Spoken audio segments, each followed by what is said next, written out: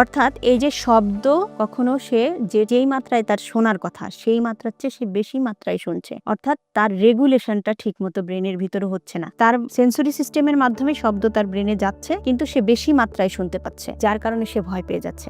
গন্ধ, সামান্য গন্ধই তাকে অনেক বেশি অস্বস্তিতে ফেলছে। সামান্য স্পর্শ তাকে একদম অ্যাভয়েড করতেছে, যে না, সেটা তার মনে হচ্ছে যে এইটা যদি তার গায়ের সাথে লাগে সে একদম ভীষণ রকম ভয় পেয়ে যাচ্ছে। তো এই ধরনের যে সিচুয়েশন গুলো হচ্ছে এগুলো হচ্ছে তার সেন্সিটিভ সিস্টেমটা ওভার সেন্সিটিভিটির কারণে সে এগুলোকে নিতে পারছে না, তার অ্যাভয়েডিং বিহেভিয়ার শুরু হচ্ছে। তো যদি এটা শুধুমাত্র সেন্সরি সিস্টেমের ভিতরেই সীমাবদ্ধ থাকে তাহলে সেটাকে আমরা সেন্সরি প্রসেসিং ডিসঅর্ডার বলি।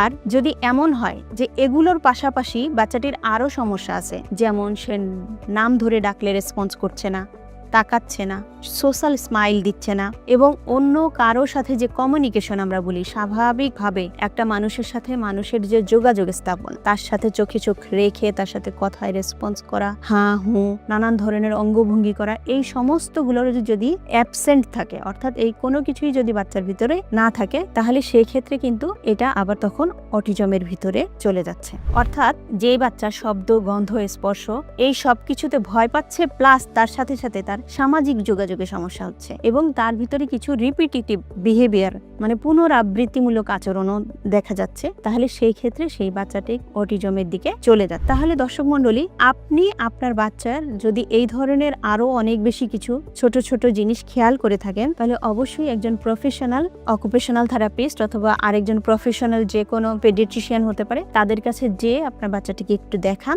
দেখালে পরে যেটা হবে যে তার আসলে কি অটিজম হচ্ছে, নাকি অটিজমের রিস্ক ফ্যাক্টরের ভিতরে সে পড়ছে, নাকি আসলে অটিজম না, অন্য কোনো ধরনের ইস্যুতে সে ভুগছে, এই সমস্ত জিনিসগুলো কিন্তু আপনি পেয়ে যাবেন। আমি আশা করি যে আপনার প্রশ্নটির আমি উত্তর দিতে পেরেছি। এর পরেও যদি আপনার আরো বেশি কোয়েরিজ থাকে, আরো কিছু জানার থাকে, অবশ্যই লিখবেন। আমি আবারও চেষ্টা করব আপনার প্রশ্নের উত্তর দিতে। ধন্যবাদ।